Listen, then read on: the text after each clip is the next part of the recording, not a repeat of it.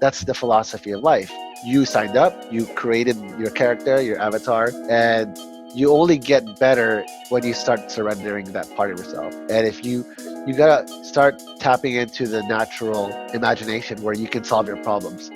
Welcome to Theoretically Speaking, hosted by Victoria Herrera and Brent Javier, produced by Next Theory.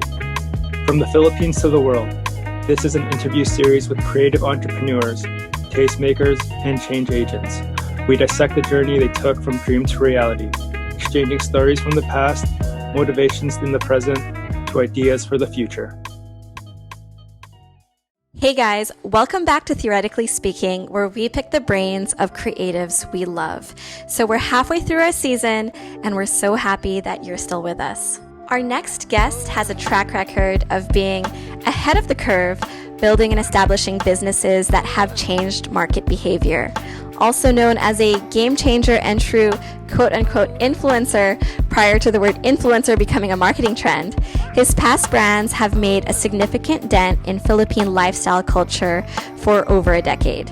His past companies include retail stores Grey One Social and Trilogy Boutique, clubs Embassy and Republic, to name a few, restaurant Aracama, media platform Status Magazine, influencer agency Ad Influent, DJ Collective and event company Styles Entertainment, and 7107 International Music Festival that brought Red Hot Chili Peppers and Kendrick Lamar to our shores. Currently, he is a marketing consultant for global brands Fat Lace and Illis.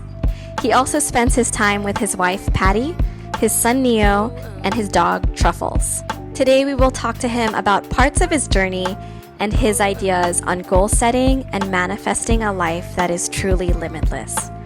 By the way, he is also someone who I've known my whole life and who has also mentored me and Brent in our creative process. Please welcome my brother, Jon Herrera. Hey guys, welcome to our show.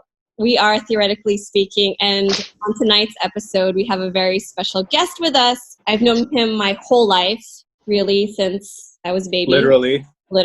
So we have with us Mr. Jon Herrera. So what's up, Jon? How are you?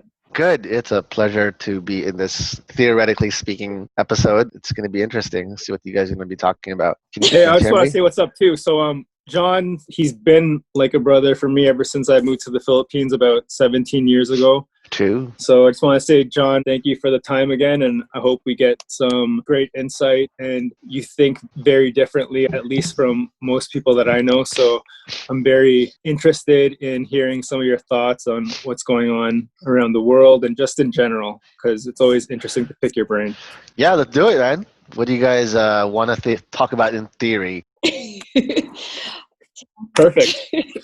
I mean, we just want to start from, say, the beginning of your journey. I mean, I know I've seen it from a family point of view, but for those who have a different perspective, how did you develop this attitude of being a hard worker?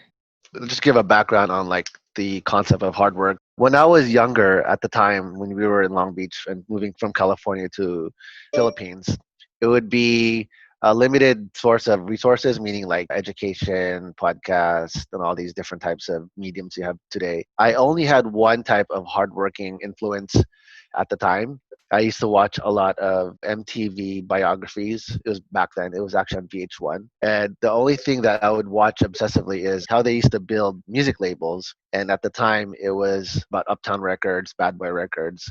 And I used to watch and study what Bad Boy used to do, Sean Puff Daddy at the time, how he started as an intern for an executive called Andre Harrell, who was the head of Uptown Records. For people who don't know Uptown Records, they're the ones who found Mary J. Blige, all these big R&B acts. What happened was when he was an intern, he got fired. So I used to watch a lot of that. So one of the bigger influences for hard work is watching the hip hop artists, especially DJs, hustle through the game. And I think it's part of that culture where a lot of the artists, especially in urban and hip hop, hustle was really what got them out of the hood to the executive boardroom. And you'd watch other success stories like Cash Money and Rockefeller Records. So I get a lot of inspiration from hip hop artists. And I learned a lot of the DNA culture that hip hop can go into many different ways. It can go into music, it can go into product, it can go into fashion.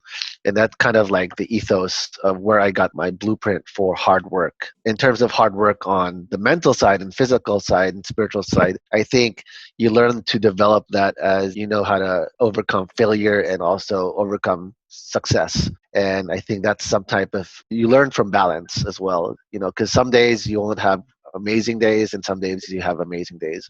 So I think part of hard work is always learning how to keep your energy at a right frequency. You're going to hear a lot of that coming out in the next couple of months and years.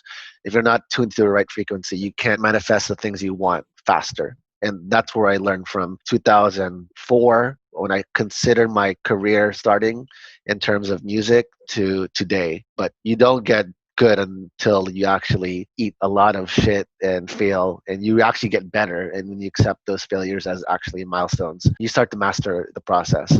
For me, that's interesting because, for one, you got it off VH1. What's it called again? The series? It was actually like a biography. Basically, they would do biopics of, how Puff Daddy would be successful executive, started Bad Boy. But what they were talking about is before he was a successful executive. And when I used to think, well, you don't have to be a talent, can be an executive too. You can actually be in the business side. That opened my eyes to see, well, I wasn't interested in being an artist, like how you see Notorious B.I.G., Mace, all under the label. I like to be in the boardroom discussion. And I used to read a lot of books with Russell Simmons, who started Def Jam. And that's what led me to my internship in New York after college. Is I took a record label an internship in Universal Records, the same building as Uptown on 51st Street. So it's kind of like if you put your mind to it and you're always like obsessing about things, naturally you gravitate towards that lane. You just surround yourself with hard workers. And if you're around hard workers, the norm is work hard. And if you're around a bunch of people who are very hungry, successful, motivated, and at the time I was influenced by New York because New York was the capital of the world for hip hop, the end of 1990 and the beginning of 2000.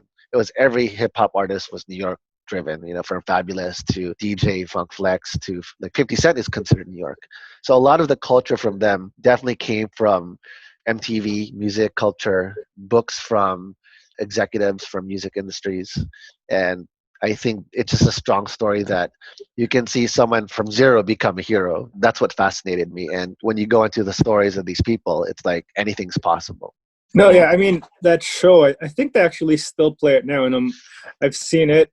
It is an old show, and like living in the Philippines, I don't think we get access to it anymore. So haven't seen it in a while, but I'm sure it's still actually playing because they like to play the reruns. I think I actually probably watched one like Tupac or Biggie recently. They'd have it on that for sure. VH1 has that. They had one on Kanye. When they closed VH1, they just play whenever I go to the States, they'd play it for random reasons. You just watch it like late at night. It's good TV, right? It's lasted this long, so it's good TV. So one of my earliest memories of you was you would go around from door to door delivering, I don't know if it was pizza, but I know it had to do with that. So I remember me and mom would wait in the car and we'd like drive and follow you as you go from house to house to house. And I've seen you put together that work ethic when you were already a kid to how you put into your music. I remember when you became a DJ, all you did was practice at home. Like all I heard was hip hop 24 hours a day, 7 days a week. Well, was that always in you, like to just always keep going or be obsessive when you discover something? Well, I'll go back to that pizza story. If people don't remember, we used to own a bake shop in Long Beach. And I was part of the opening crew, me and mom, in the morning shift. So part of that morning shift is being up in 4 a.m., 5 a.m. And, when you're not even a teen, I wasn't even 13. If you're like making the food in the bakery, you don't want to eat any of the food. So I wasn't really into the cooked baked goods. So there are 3 restaurants around us. There's a pizza spot, a Chinese restaurant, and like a donut spot. I used to ask the Chinese restaurants, I would clean their lunch tables and get a free buffet. And after my shift at 4 o'clock in the bakery, I would go do the pizza times 2. When I got that, I think it was like, whatever, $4 an hour plus a pizza for every hour. I think when you are hungry, literally, you become creative. And I think some people think it's a burden when you get hungry and when you go broke, but it actually is a creative instigator to create ideas that you've never created before. And it just gives you a bigger confidence on taking, bigger risks on yourself. That work hustle with DJing is, again, from the New York lifestyle. If you look at all the best DJs, especially executives, New York is a 24/7 city. I think I encapsulate that a lot, especially when you lived in New York, and New York is a tough place to make it. And I think I took that energy and channeled it into music. And definitely when I came to the Philippines, I'm just said, I wanted to bring the best music and parties to the Philippines. That was just my philosophy. And if it came with working every day, I think I've proven myself to do that for a good 7 to 10 years. Bringing the best parties, bringing the best mood, bringing the best bottle service, bringing the best, DJs, artists. And I think if you put that philosophy, it's just like a chef that you need to use the best ingredients. You'll never have a problem about quality of your finished product. I'm going to just say this on that. You were throwing, honestly, the best parties and the best vibe in the Philippines that I've experienced personally. Things have shifted. My mindsets have shifted as well. But those times when you were throwing the parties, those are always great memories that I always look upon. So I just want to say thank you for that. Yeah, man, you're part of it. I mean, you can't put that in Instagram story now because it's hard to explain. It's so hard to explain. But it's part of history, man. Yeah. I think it was a second renovation of Embassy to Encore, when I think it would be every week there would be not a U.S. celebrity, but a U.S. big celebrity. Like, I think there's one time I came up to DJ, left was Katy Perry, another person was Black Eyed Peas beside us, then Michael Bolton and Therese Pampenko in one room. So it's kind of like weird. And I think that's where I didn't get any more starstruck, because they're just artists too. They're just trying to work on their craft. I was very proud of bringing the scene into an international level. If you've partied before, there was no such thing as bottle service, bottle girls, that type of vibe. Maybe it may not be current in, but I think setting the mood for a party, whether if it's 12 people to 2,000 people, I remain consistent in bringing that philosophy in. And you can bring that philosophy into any other things as well. What do you think are the elements of a good party? I would say for a party, you need to have a good program of music, and it's just not a good DJ who can DJ the hits. I think part of the things I've learned from radio DJ programmers and the best DJs who rock the floor is you have to program your music regardless of what time you start. Some DJs, they all won't start prime time. That's why I used to like DJing from opening to closing, because that's the norm. If you don't have proper programming, you can't touch frequencies for the whole night, especially for an early bar crowd, from an open bar crowd, from a drunk shot night. You got to program music based on the energy, and you got to know who your clientele is, especially if you're in retail. I knew my clientele were 70% ladies, and I was playing familiar for them. So I would develop music playlists around that. And we would do testing on different nights, different DJs. And my barometer, especially for other DJs who don't know this, you need to know the sales of your set, because that's going to be a barometer of why clubs would hire you. Sometimes I would DJ for 2 hours, we would hit XYZ sales because bottles were so pushed because you play all these different music. And if you know how to program the music with the mood and, balance that and make the money for the bar, that's a double whammy. A lot of DJs don't understand there's a bar business to it. And that gave me insight to seeing the venue, the bar, the sound system, the promoters, the cash, the bottle service. So I was seeing every angle. A lot of DJs don't see the full business spectrum. And once I knew the formula that worked for the bar and the music and the crowd, nights would get later. It's like Embassy, we go home at 7 a.m. I'm like, oh no. It's like, those are the nights where like 5 hours would just go by like that. And you see people jogging. And I think people realize that you can stay at a club more than 6 hours. And I think the giving an experience where people say, I had such a great night, I can't wait for next week, was the goal of my career I was putting into the music and promotions. I want to rewind it a little bit. You've worn a lot of hats already, from pizza delivery to the music industry. We're probably going to go over everything that you've done in your bio in a little while. How would you introduce yourself to a stranger without mentioning your job nowadays? I think it would fall. I wouldn't say a job title. I would think it would more fall under a philosophy of creating. Creator. It's just that I'm a curious person who likes to understand the science behind everything, how things work. I used to collect a lot of popular mechanics magazines. Every magazine would teach you how would things work.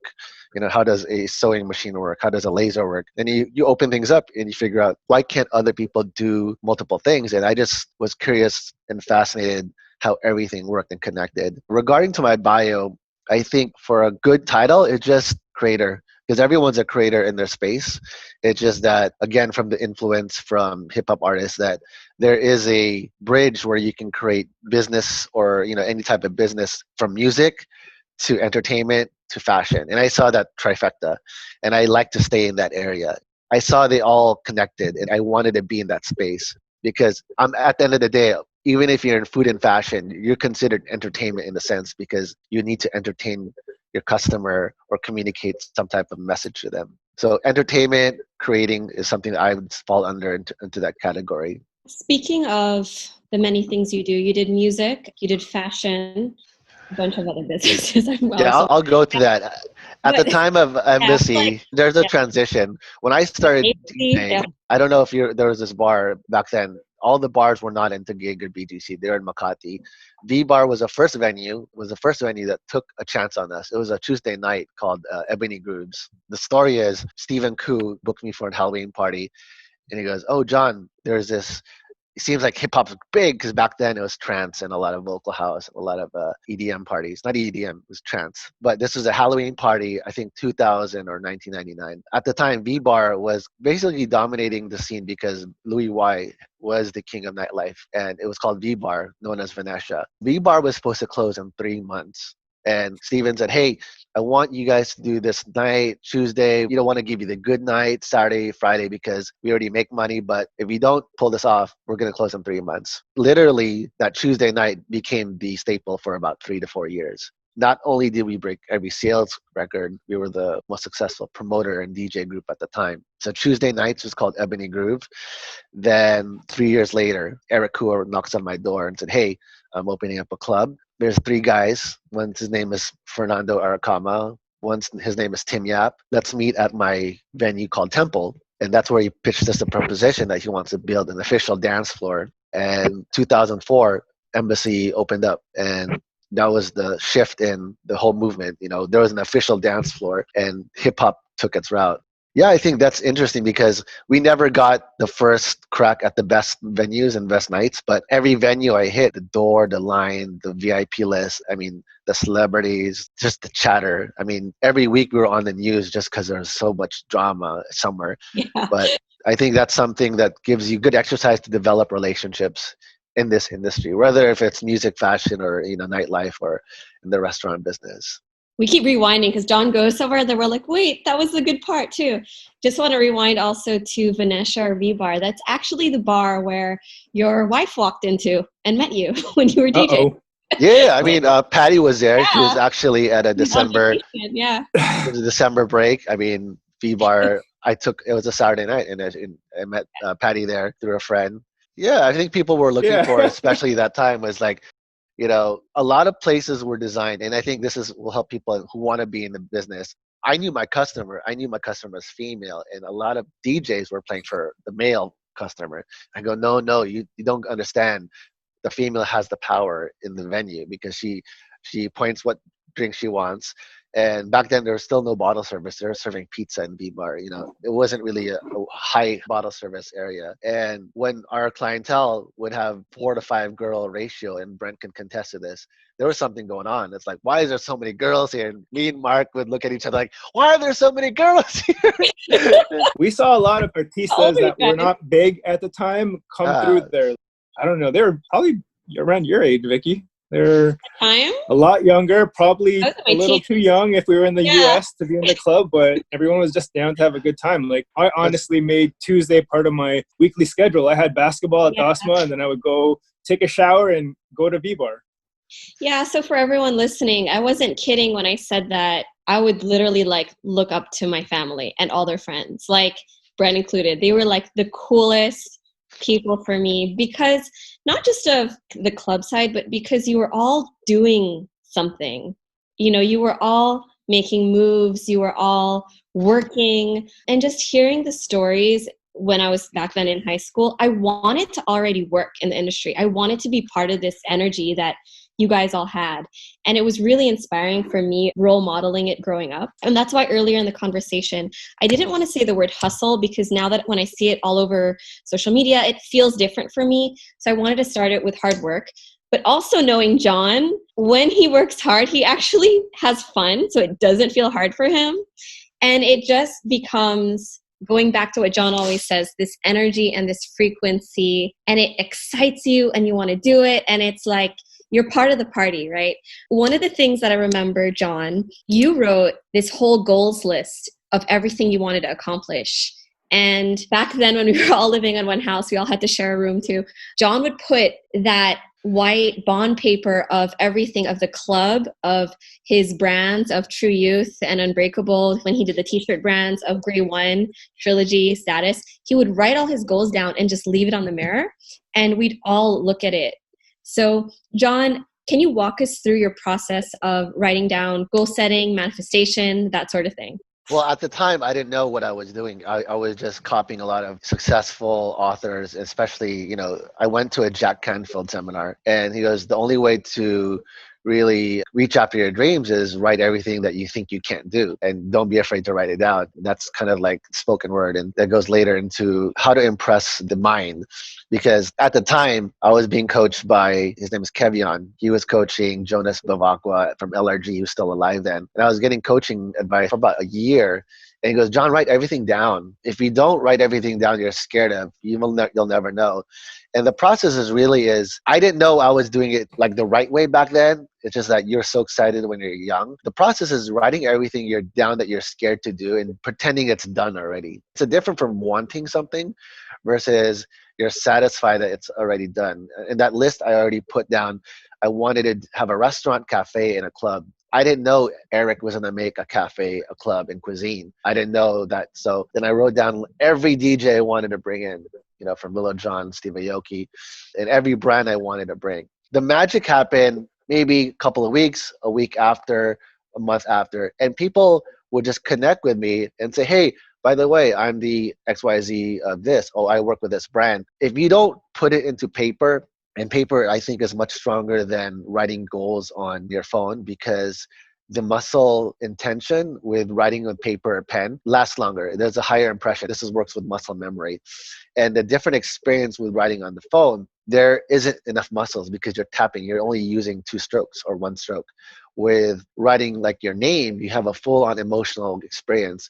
And if you can do that consistently and just trust yourself in the universe that it's going to happen, it's going to unfold. Everyone, especially who's going to start a business, will start from zero, even negative. And if you can't have the faith that something's going to happen, and I would have conversations, I don't know if people remember me, I would talk to myself.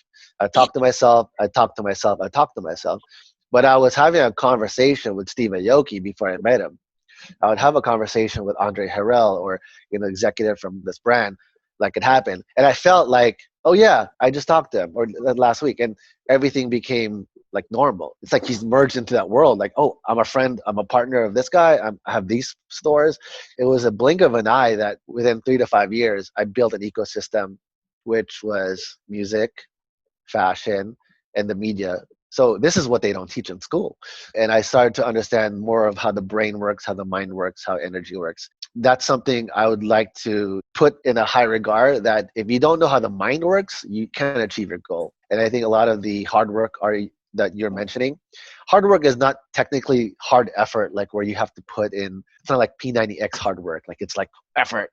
Hard work is surrendering to the fear, for me, that you can actually have that possible potential reality of meeting someone, being with someone, or encouraging someone to partner with you. And I think it's when you're going through that reverse success, you just have to always believe in yourself more, and you're taking down more doubt every time you double down on yourself. That's the hard work, believing in yourself, even if no one believed you, because God, we had so many haters and doubters the first 10 years, but that's part of the process. That's what makes it so much fun, is you might look at it is amazing. For me, it looks better if it was in a movie versus my experience, because you're going through so much fear and doubt and like, like, oh shit, like at 24, what's a payroll? What's taxes? You take on so much responsibility where, you know what, we're just going to figure it out. And I think I learned that a lot from Aoki, because Aoki was the guy, he used to DJ a lot to pay off his debt. And if you look at his story, he's very into the mind and to communicating his vision. If you're clear on your vision and clear on that, it becomes your point of attraction.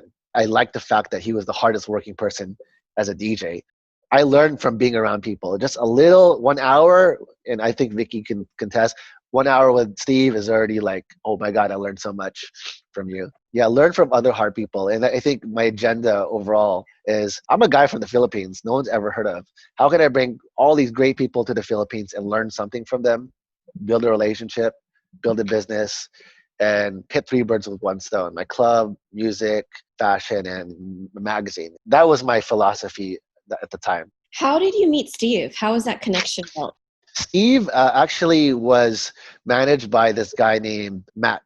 Matt handled marketing for 2 DJ magazines. It was Vapors and BPM. And there was a showcase at the office where they were showcasing a software. It's similar to Serato. It was called something else. But Steve was there in that room. I met Steve. We also did a trade show in Vegas, and his booth was across our booth in Vegas. And Steve was starting DIMAC.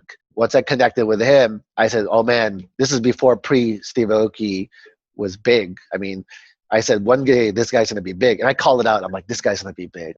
I started making bets on people, like, that guy's going to blow up. Although he wasn't blowing up at the time, when he blew up, I had a relationship with him. He liked the Philippines. We took care of him. And he's still the same guy. And I think that's key, taking care of the people who always took care of you. He always gives back to us. So we rewinded earlier. I actually want to fast forward a little bit if I can. So with your goals list, what kind of goals does Jon Herrera have in the next 5-10 years from now? Well, I actually was working on it a couple of days ago. I always go by, I work in reverse. I want to see, what do I want to build back to forward, reverse engineer. And that's kind of like how we did any business. I always look at the end, then the things will fill out. So for clarity, I want to focus on the next 20 years. And I always write to myself, what do I want to achieve in legacy in 20 years? That starts at the point. Usually if you don't have the right questions to your goals, you're not going to get anywhere. And the old way of writing goals is usually like car, money, house. What I do with goals now is I go more descriptive. Let's say I want a car. Rather than write car, I write roll up to my condo in Juan Rojas in my Lamborghini Urus. So I put a script and a scene to it. The way the mind works is, if you just write car, there's no deadline, there's no physical, emotional scene. But if you write, I'm rolling up in my red Lamborghini Urus, turbo into Rojas Triangle, a condo, picking up Neo. So you have a different scene. I write goals differently now because I noticed this procedure, it creates more emotion. If you put a person into it, especially someone that you care about, like, a son or a wife or a kid, you impress the mind more and you create a script. A script is something that you can say, or someone else says to you, where, for example, Neo, I open up the door and say, good morning, Neo. And I hear it, I'm in the car, I'm experiencing it. If you impress the mind that way, that's considered you're already goal setting. The way people goal set now is just write down a to-do list. For me, I look at legacy projects, what's going to make me a legacy, not only with kids and grandkids. So for me, it's like, business, spiritual, financial, even like how to develop a grandkid trust. How do you take care of your grandkids, your grandkids?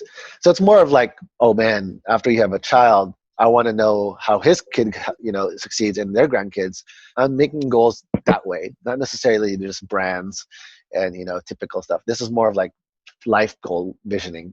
So you create storyboards in your head yeah. for your goals now. It's not just like singular words. No. You basically create a whole feel around surrounding everything on your goal list. I call it like the Netflix method. If it's season 1 of your episode 1, what's the first scene? And I always thinking, oh man, I used to watch Entourage, and I like Entourage scenes are really good. So you build a screenplay, you put scripts, you put characters, and you create scenes within. So interaction. And it seems to be working much better than just lists and just vision boards because it impresses the mind more and you can repeat that loop. It happens. I mean, I did it for my wedding. I created those scripts and it became a great wedding. You have to create the movie of your life first before it exports to the universe. And you have to create that. You can't just write down car. You got to create the scene in your mind that's going to be the highlight moment. So it's like you're creating commercials basically. You're exactly. like the advertiser of your own life, right? Yeah, so you're the producer, writer, and you can cheat. The thing is, people think, oh, I have to keep it real. Since I'm broke now, I can't talk about money in the future. That's where you're wrong. You can change up the script. You got the cheat codes. You got the upgrades, so you can have unlimited scripts. And if you put in the right script, you're gonna hit the right emotion, and that's where the whole quantum field and consciousness can just snap into the reality that you want to. And I think what they teach today in school is hard work is actually not the physical factor. It's actually the mental and the spiritual frequency. And I'm sure you guys can talk about that, but you'll notice a huge number of gurus, coaches are now bringing up meditation, frequency, spirituality, quantum physics, parallel shifting, multiverse. It's the same thing. You're snapping into a new vibration that, wow, Brent pulled into this energy that he's vibing. More things are going to come in because I think the number one powerful tool that people don't use is their imagination. And I think that's the secret. It's not about the books you read, because if you have the imagination to be creative, you don't need money. I mean, you can manifest many ways to achieve money. Because when I learned this, like everyone comes into the world with zero money. But to manifest the resources, you have a mind that can tune into different frequencies. And if you can tune into it properly, that's the name of the game. That's how you start playing the game. It becomes fun. What would you say were your biggest lessons in your journey since you started delivering pizzas to opening clubs, to opening stores, media, that sort of thing, to this year you're going to turn 39? What's been some of your biggest lessons so far? I think the biggest lesson that people will have a hard time swallowing is a lot of the things that you are attracting to your life is caused by you. And if you can't accept that, you can't accept the power that I can change that. Because if you keep denying that, like, that's not me, that's someone else, you can't use that power and say, look, since I created all this bad shit, I'm technically a master manifester. So let me just know how to retune into myself and figure out what's going on and how do I readjust and revise the conversation. And I think the conversation in your head is the thing that you need to watch the most, because sometimes you listen to it and it's not true. And that's the biggest lesson. I had to learn these conversations that were embedded that I didn't know that was there. It's kind of like you're going through a defrag. You're never going to say, I wish I never went through that, because you need these moments and rough patches to smooth you up. And that's part of life. If you don't, that's part of the process. You're never going to learn how to become better. And that's where the ego steps out and you have to surrender and figuring out, like, you know what? I'm making things easier now because I don't have a conflicting conversation in your head. And there's no negative speak, because you're like, yeah, I'm feeling negative, but what's behind that conversation?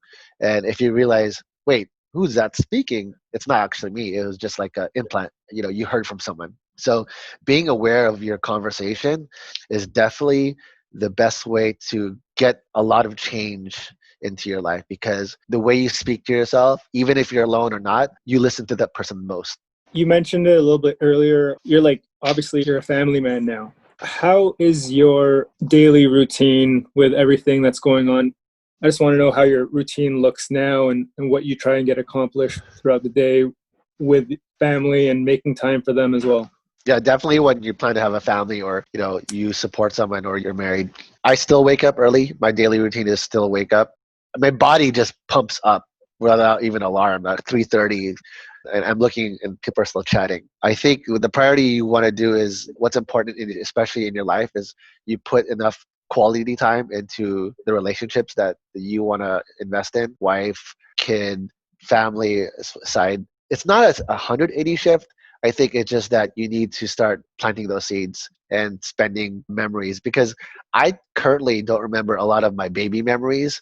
That's why I'm trying to archive so many younger memories for Neo. And I used to think it was corny to have kids or very scary to have kids. Actually, it's opposite. I want to go out, bring my kid and hang out with my regular friends. But some people don't have, kids as well. And I think the most important thing in my day is grounding and writing the things I want to achieve. And it's always like living in the end. You want to live in the end. Where do you want to be, rather than focus on like these to-do lists? Then I'm home. I eat here since we're in quarantine. But I'm always looking at how to be. I have a different philosophy, like not working the most, but doing the least and getting the most done. And I think that will give you a quantum shift in how to get things done without having to do yourself. And it's just kind of giving me a realization that I don't have to do everything, but I can build great teams because I've done it before, and I can teach people how to become better. What would be some of the lessons you want Neo to learn? For life in general, I think he has to understand like creativity is a very powerful tool. I don't want him being stuck into like a typical non-creative environment, because he's singing, he's dancing, he's saying words. I think what's good about him is that you can teach kids younger this early what success is and define yourself, and learning how to use his mind. Kids are actually more feeling individuals versus us. But when we go through our journey is that we tend to tune it off and not realize these feelings are what we push aside is actually more powerful. Like what I was resisting was actually what made me stronger. It's kind of like a movie, it's like being a Jedi. You got to face your dark side to realize your power. And hopefully Neo doesn't become an Anakin. But I think being clear on his vision, and that's something that is very important to what he wants. But yeah, I think there's going to be a shift, especially, with conversations like these. And you see a lot of podcasts and it's no longer about just do. It's going to be like, there's going to be a cheat code that people will talk about more.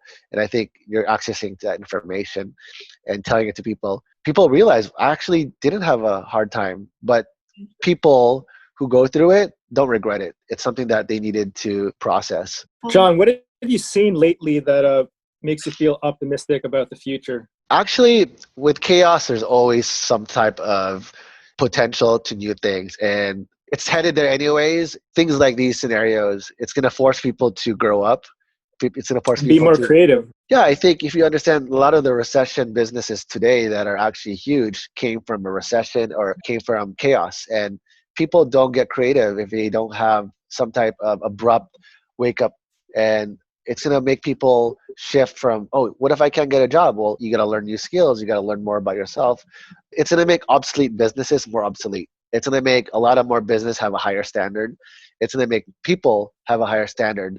Imagine Japan is a very clean city in Singapore, and they don't have a problem flattening the curve because it's embedded in their culture. And if you can apply the philosophy with any type of pandemic or some type of event like this, people are just going to get better. And the law of nature is the strong and smart, evolve. And I think that's where people can't outwork themselves to get to the highest level. They have to tap into all the resources. They can't just like, I'm a driver, I'm going to drive every day. No, to make a quantum leap, you got to figure out what's the best way to leverage your energy, your skill set, your tools, and it'll get people to think. And I think that's the biggest thing that people don't do is spending time to think and just think about the positive, the negative, and create for yourself. What's your theory on how the new normal will look like? The new normal will be more, I would say, super conscious in terms of when they just do a business, they're going to think twice before they just put money into it and energy into it. And I think they're going to look for an end goal where communities are now looking to be developed to support other people, because you're on the same boat. It's like we're all on the same Titanic. Who's going to save who? But at the end of the day, they're going to learn how to help each other and no longer be divided. I think there's going to be more community, there's going to be more communication, and there's going to be more, I would say, paid for type of businesses where you help people to get good business, because that's really what people are looking for. And I've seen a shift the past couple of weeks because people cooking for each other, people serving food, people helping each other out. It becomes more like there's more human factor to it. Versus before where it was a lot of materialism? No, there's no it's more of like, oh, you're competition, I can't hook you up. Like it's a lot of divide and conquer rather than grow and multiply. I know you're always sharpening, like you're talking about skill sets, what skill are you thinking people should sharpen or learn during this time? I think the skill set that I learned that I still sharpen is that you don't have to do it yourself. And the skill is that I can put anyone into a room and I don't have to do everything myself. And it's the power of connecting people. That is something that people still oversee and saying, no, man, I got to do this business by myself. No, you can collaborate with people. You can work with people who are actually better than you, but you had the vision to put these people in the room. A lot of people don't have that vision. And what they do is they're trying to do everything themselves. So I call that the Voltron Connect concept. If they don't know how to Voltron in, you can't take on bigger monsters. And that skill is really just finding the best talent and putting them in a room and let the magic work itself out. Rather than, no, I got to do the PR, I got to do the writing, I got to do photography, which is what I wanted to do. I wanted to be part of it, but like, man, I don't have time to edit. I don't have time to do the production. What I would do is put the best people in the room and just have a conversation and say, hey, I think there's something we can do here. This is the goal. Let everyone have a time to speak up and see how we can make this a bigger project. And I think that's something that people don't realize that can accelerate projects better. Awesome. Yeah, I don't even think people know what to call that skill. They call it power connector. I call it Voltron because a lot of people don't know how to Voltron in. Voltron meaning that, everyone has a role, very important. You need a head. It's just Voltus 5, everyone needs to connect. The rule is just like, you can't do it alone. You can't do it. And it's not fun. And if you want to make it fun, you got to work with fun people. And that's got to be a priority. It can't be just, oh, we're just making money.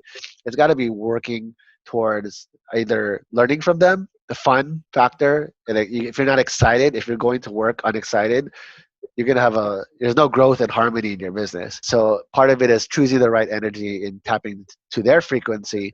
Sometimes they don't even know their own potential. Sometimes you have to actually open their eyes, and when you put other people around them, they kind of feel like, wow, I feel so glad to be in this space. And things happen, magic happens. You've always been the type of person who just goes after what he wants to do.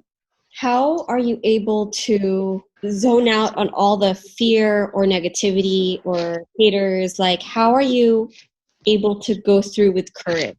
I think you have to understand where all that is coming from. Fear, doubt, negativity. In the long, short process, it's basically the ego wants to be right and it wants to control the situation. It's about control. The more you control, and especially if you look at the pattern of all your habits, if you know that's not working for you, you're going to realize, wait up, that certain type of thinking won't work. Here's a good example. I tried to lose weight for so many years. I dropped 30 pounds. Did I do something more or did I do something less? So I looked at my diet. I go, oh, I did something less. Because I used to do P90X workout every day. Very hard to lose weight. What did I stop doing? I stopped eating sugar. I stopped eating rice. I stopped doing certain things. So sometimes people think, I got to do more to get more.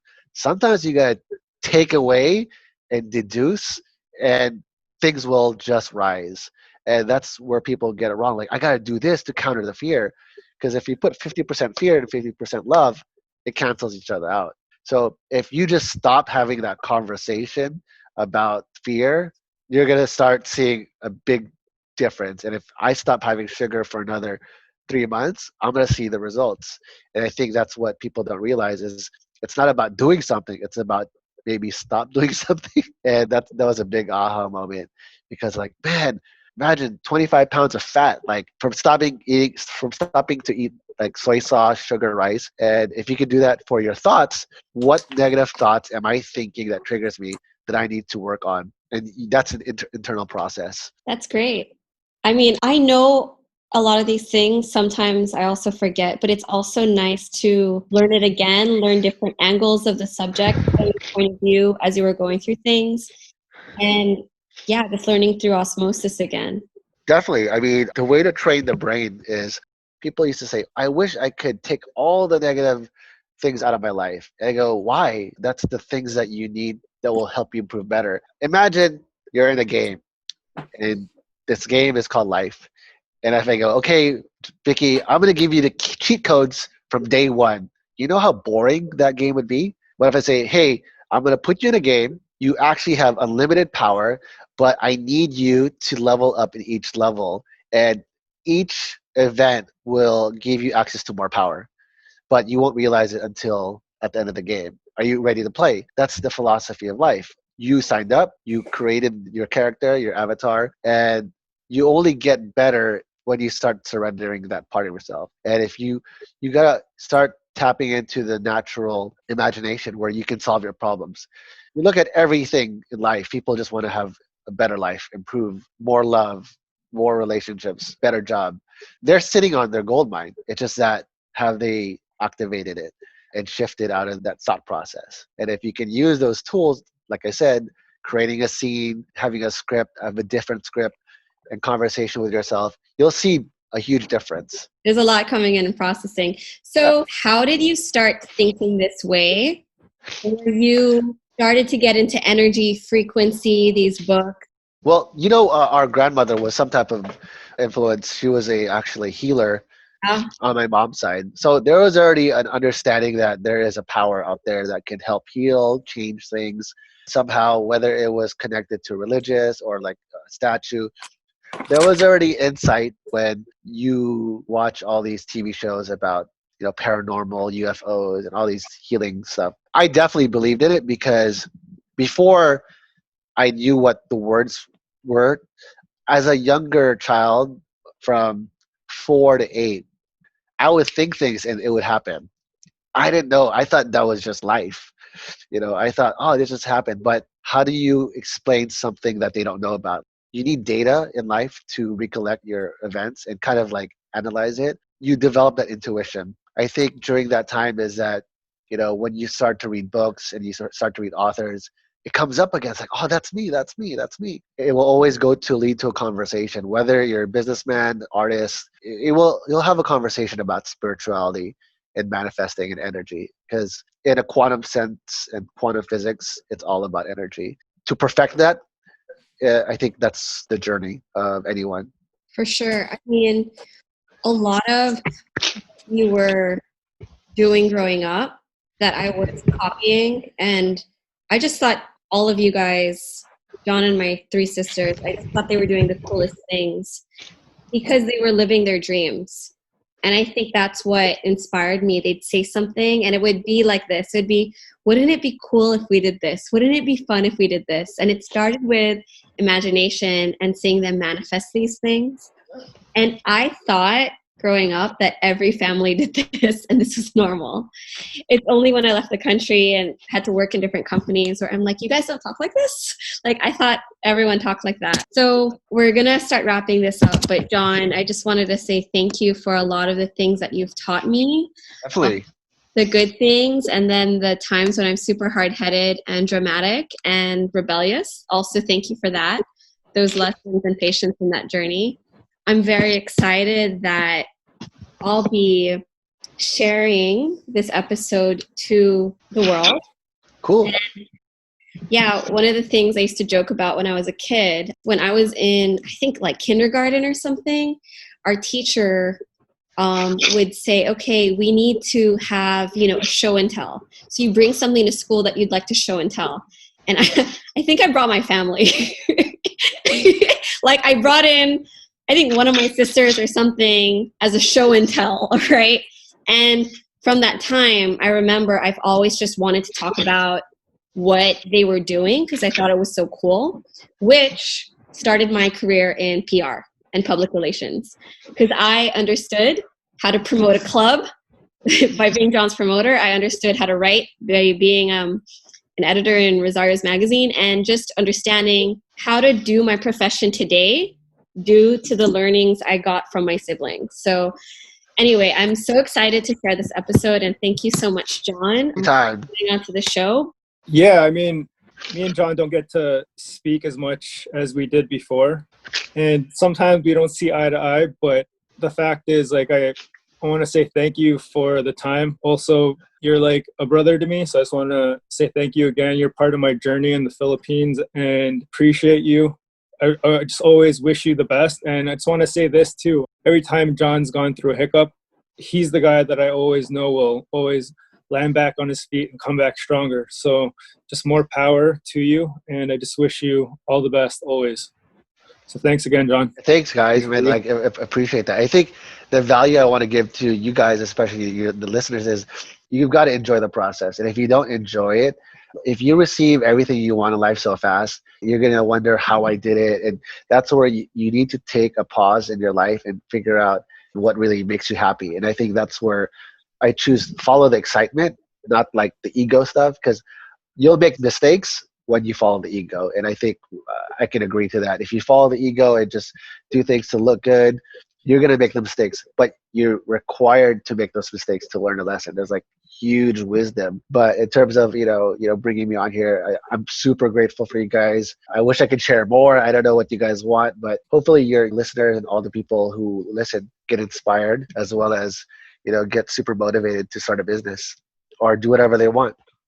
Yeah, I just want to say thank you. I love you. And thank you for being here on our podcast. Thank you, guys. Thank you, Vicky. Thank you, Brent. Thank you, Yanni and May. Thank you, guys. Take care. See you, man. Easy, bro. All right. So that was Jon Herrera, of course, one of my brothers in the Philippines, literally Vicky's brother. So I just want to say thanks again. I actually was looking forward to this because John's different. Ever since I've known him, he's been his own kind of beast. He's always had a frequency that's been advanced and matured.